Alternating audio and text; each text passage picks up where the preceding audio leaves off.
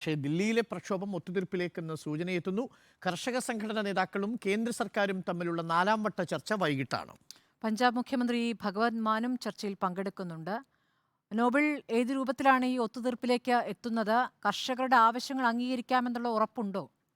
ചില ആവശ്യങ്ങൾ മുൻപ് നടന്ന ചർച്ചകളിൽ അംഗീകരിക്കപ്പെട്ടിരുന്നു. ഉദാഹരണത്തിന് ഈ പറയുന്ന കേസുകൾ പിൻവലിക്കാമെന്നൊക്കെയുള്ള ചില പ്രാഥമിക ആവശ്യങ്ങളുണ്ടല്ലോ. അതേസമയം ഈ മിനിമം സപ്പോർട്ട് പ്രൈസ്, അതുപോലെ പെൻഷൻ, ഇലക്ട്രിസിറ്റി താരിഫ് വർദ്ധിപ്പിക്കാതിരിക്കുക തുടങ്ങിയിട്ടുള്ള വളരെ നിർണായകമായ ആവശ്യങ്ങളുണ്ട്. ആ ആവശ്യങ്ങളിൽ എന്ത് സമീപനം സർക്കാർ എടുക്കുമെന്നുള്ളത് വളരെ പ്രധാനമാണ്. നോബൽ, ഈ ഒത്തുതീർപ്പിലേക്ക് പോകാനുള്ള സാധ്യത വളരെ കൂടുതലാണ് എന്ന് കഴിഞ്ഞ ദിവസം നോബൽ റിപ്പോർട്ട് ചെയ്യുന്നുണ്ടായിരുന്നു. കാരണം ലോക്സഭാ തെരഞ്ഞെടുപ്പ് മുന്നിൽ നിൽക്കുമ്പോൾ ഡൽഹിയെ കേന്ദ്രീകരിച്ചൊരു പ്രക്ഷോഭം ഉണ്ടാകുന്നത് കേന്ദ്ര സർക്കാരും ഉണ്ടാവില്ല. അപ്പോൾ എന്താണ് ഇപ്പോഴത്തെ ഒരു അവസ്ഥ? ഈ കർഷകർക്കിടയിൽ അവരുടെ ഒരു താല്പര്യം എന്താണ് ഇക്കാര്യത്തിൽ?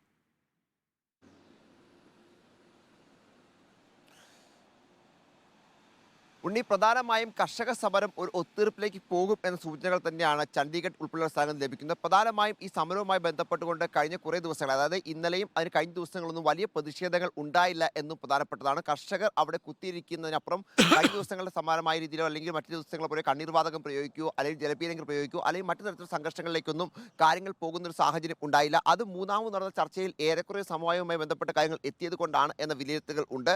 എന്താണെങ്കിലും ഇന്ന് വൈകിട്ടാണ് ചർച്ച നിശ്ചയിച്ചിരിക്കുന്നത്. ഈ ചർച്ചയിൽ പീയൂഷ് ഗോയൽ, അതോടൊപ്പം അർജുൻ മുണ്ട തുടങ്ങിയ കേന്ദ്രമന്ത്രിമാരും ഒപ്പം പഞ്ചാബ് മുഖ്യമന്ത്രി ഭഗവന്ത് മാനും പങ്കെടുക്കും എന്നാണ് അറിയാൻ കഴിയുന്നത്. നിലവിൽ 3-ലധികം വരുന്ന ചില കാര്യങ്ങൾ മാത്രമാണ് ചില ഒത്തുതീർപ്പിലേക്ക് പോകാനുള്ളത്. അതിൽ ഏറ്റവും പ്രധാനപ്പെട്ട ഈ താങ്ങുവിലയുമായി ബന്ധപ്പെട്ടുകൊണ്ടാണ്. താങ്ങുവിലയുടെ കാര്യത്തിൽ ഒരു നിയമനിർമ്മാണം വേണം എന്ന് തന്നെയാണ് കർഷക സംഘടനകൾ ആവശ്യപ്പെടുന്നത്. പക്ഷേ അതിൽ എന്തുറപ്പ് കേന്ദ്ര സർക്കാർ നൽകും എന്നതിനെ അടിസ്ഥാനമാക്കി തന്നെയായിരിക്കും ഒരുപക്ഷെ ഈ സമരത്തിന്റെ അവസാനം അല്ലെങ്കിൽ സമരത്തിന്റെ ഭാവി എന്ന കാര്യത്തിൽ യാതൊരു സംശയവുമില്ല. അതോടൊപ്പം തന്നെ ഈ ഇലക്ട്രിസിറ്റി ബില്ലുമായി ബന്ധപ്പെട്ട വിഷയം, അതോടൊപ്പം തന്നെ മറ്റൊരു പ്രധാനപ്പെട്ട കാര്യം ഈ കർഷകർക്ക് എതിരായ FIR റദ്ദാക്കുക തുടങ്ങിയ കാര്യങ്ങളൊക്കെ ഇപ്പോഴും അതിൽ കൃത്യമായ ഉറപ്പ് ലഭിച്ചിട്ടില്ല എന്ന ഒരു വിശദീകരണം കർഷക സംഘടനയുടെ ഭാഗത്ത് നടക്കുന്നുണ്ട്. എന്താണെങ്കിലും ചർച്ചയെ വളരെ അനുകൂലമായാണ് കർഷക സംഘടനാ നേതാക്കൾ കാണുന്നത് എന്ന് തന്നെ വളരെ പോസിറ്റീവായ കാര്യമാണ്. കാരണം ഈ പ്രശ്നം ചർച്ച ചെയ്ത് പരിഹരിക്കും എന്ന് ഇന്നും ഇതുമായി ബന്ധപ്പെട്ട് കർഷക സംഘടനാ നേതാക്കൾ വ്യക്തമാക്കിയിട്ടുണ്ട്. എന്താണെങ്കിലും വൈകിട്ട് നടക്കുന്ന ചർച്ചയിൽ ഈ പറഞ്ഞ താങ്ങുവിലയും അതോടൊപ്പം തന്നെ കടം എഴുത്തൽ അടക്കമുള്ള കാര്യങ്ങളിൽ ഒരു തീരുമാനത്തിലേക്ക് എത്തിക്കഴിഞ്ഞാൽ ഒരുപക്ഷെ സമരം പിൻവലിക്കാനുള്ള സാധ്യതയാണ് ഉള്ളത്. അതേസമയം കൂടുതൽ ട്രാക്ടർ സമരങ്ങൾ ഉൾപ്പെടെ ഈ സമരത്തിൽ പിന്തുണയുമായി പഞ്ചാബിലും അത്തരത്തിൽ മറ്റ് പ്രദേശങ്ങളൊക്കെ നടക്കുന്നുണ്ട് എന്നും പ്രധാനപ്പെട്ട കാര്യമാണ്. കൂടുതൽ പ്രതിഷേധക്കാർ വരും ദിവസങ്ങളിൽ പ്രതിഷേധത്തിനെത്താൻ തയ്യാറെടുക്കുന്നുണ്ട് എന്ന് പ്രധാനപ്പെട്ടതാണ്. എന്താണെങ്കിലും ലോക്സഭാ തെരഞ്ഞെടുപ്പ് അടുത്തിരിക്കുന്ന ഈ പശ്ചാത്തലത്തിൽ എത്രയും വേഗം പ്രശ്നപരിഹാരത്തിലേക്ക് പോകാൻ തന്നെയാണ് കേന്ദ്ര സർക്കാർ ശ്രമിക്കുന്നത്. കഴിഞ്ഞ ദിവസം ചർച്ചയ്ക്ക് ശേഷം കേന്ദ്രമന്ത്രി ഉൾപ്പെടെ മാധ്യമങ്ങളെ കാണുകയും ചെയ്തു. സാധാരണഗതിയിൽ ചർച്ച പരാജയപ്പെടുകയാണെങ്കിൽ അല്ലെങ്കിൽ മറ്റ് നീക്കുപോക്കൽ ചർച്ചയിൽ ഉണ്ടായില്ലെങ്കിൽ ഈ തരത്തിൽ കൂടിക്കാഴ്ചകൾ ഉണ്ടാകാറില്ല. എന്താണെങ്കിലും മന്ത്രിമാർ ഉൾപ്പെടെ കഴിഞ്ഞ ദിവസം മാധ്യമങ്ങളെ കണ്ടിരുന്നു. മറ്റൊരു പ്രധാനപ്പെട്ട കാര്യം, ഈ ചർച്ച നടക്കുന്നത് കൊണ്ടും ചർച്ച ഒത്തുതീർപ്പിലേക്ക് എത്തുമെന്ന സൂചന ഉള്ളത് കൊണ്ടുമാണോ കർഷകർ വലിയ രീതിയിൽ ഇപ്പോൾ ഈ ദില്ലി അതിർത്തിയിലേക്ക് സംഘടിച്ചെത്താത്തത്? ഇല്ലെങ്കിൽ ഇപ്പോൾ 5 ദിവസമായി ശംഭു അടക്കമുള്ള അതിർത്തി കടന്ന് പഞ്ചാബിലേക്ക് പ്രവേശിക്കേണ്ട സമയമായിരിക്കുന്നു. വലിയ ഒരു ട്രാക്ടറുകളുടെ വരവോ ഒന്നും സംഘടിച്ചെത്തുന്നതോ നമുക്ക് തണുപ്പ് ബാധിച്ചിട്ടുണ്ട്. തണുപ്പ് ബാധിച്ചിട്ടുണ്ട്. ആ മൂവ്മെന്റിന് തന്നെ തണുപ്പ് ബാധിച്ചിട്ടുണ്ടോ? തീർച്ചയായും. കാരണം ഈ സമരം ആദ്യ ദിവസം ഉണ്ടാകുമ്പോൾ നമ്മൾ കണ്ടതാണ്, പലയിടത്തും കണ്ണീർവാതകം പ്രയോഗിച്ചു. ഡ്രോണിൽ പോലും കണ്ണീർവാതകം പ്രയോഗിക്കുന്ന സാഹചര്യം ഉണ്ടായിരുന്നു. വലിയ ബാരിക്കേഡുകൾ പാലത്തിന്റെ മുകളിൽ നിന്ന് താഴത്തേക്ക് തള്ളിയിടുന്നു. അത്തരത്തിൽ വലിയ സംഘർഷഭരിതമായിരുന്നു പഞ്ചാബ് ഹരിയാന അതിർത്തിയായ ശംഭുവിൽ ഉണ്ടായിരുന്നത്.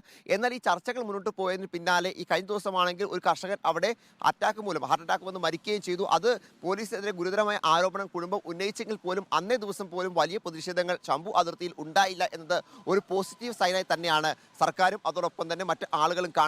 കാരണം അന്നേ ദിവസം സാധാരണഗതിയിൽ ഒരു കർഷക സമരത്തിൽ ഒരു കർഷകൻ മരിക്കുകയൊക്കെ ചെയ്തു കഴിഞ്ഞാൽ വലിയ പ്രക്ഷോഭം ഉണ്ടാകേണ്ടതാണ്. പക്ഷേ അന്നത്തെ ദിവസം വലിയ പ്രക്ഷോഭം ഉണ്ടായില്ല. ഇന്നലെയും വലിയ പ്രക്ഷോഭങ്ങളിലേക്ക് കാര്യങ്ങൾ പോയില്ല എന്നും പ്രധാനപ്പെട്ടതാണ്. അതോടൊപ്പം തന്നെ ഈ ശംഭു അതിർത്തിക്ക് ഇപ്പുറത്തേക്ക് വരാൻ ആദ്യഘട്ടം മുതൽ തന്നെ ഈ അതിർത്തി ഭേദിച്ചുകൊണ്ട് അല്ലെങ്കിൽ ഈ ബാരിക്കേഡുകൾ തള്ളി നീക്കി പുറത്തേക്ക് വരും എന്തായിരുന്നു കർഷക സംഘടനകൾ ആഹ്വാനം ചെയ്തത്. എന്നാൽ അത്തരത്തിൽ വലിയ നീക്കങ്ങൾ അവിടെ ഉണ്ടായില്ല എന്നും പ്രധാനപ്പെട്ടതാണ്. എന്താണെങ്കിലും കർഷക സമരത്തിന്റെ ഒരു ചൂട് അത് അല്പം കുറഞ്ഞു എന്നത് ഇത് സമാധാനപരമായ ഒരു സന്ധി സംഭാഷണത്തിലൂടെ ഈ പ്രശ്നപരിഹാരത്തേക്ക് പോകുന്നു എന്നതാണ് നമ്മൾ മനസ്സിലാക്കുന്നത്.